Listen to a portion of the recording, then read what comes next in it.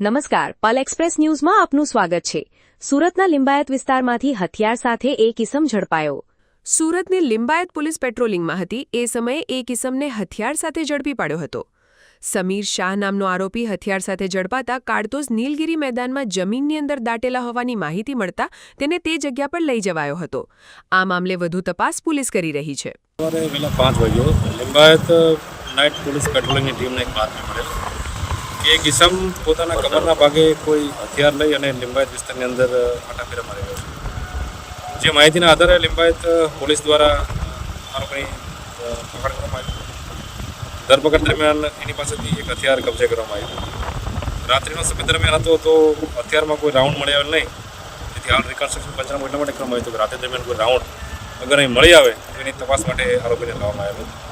આરોપીનું નામ છે સમીર શાહ રાશિદ શાહ, જે અડાજણ પાટિયા બાપુનગર ગોવડી ખાતેનો રહીશ છે। પ્રાથમિક પૂછપરછ દરમિયાન એવું જણાવ્યું છે કે જે આરોપીની છે પત્ની અહીંયા લિંબાયત વિસ્તારમાં રહે છે। 3 મહિના પહેલાં એના લવ મેરેજ થયેલા અને છેલ્લા 3 મહિનાથી બંને પતિ પત્ની વચ્ચે તકરાર ચાલી રહી છે, જે બાબતે અવારનવાર ઝઘડા થઈ રહ્યા છે।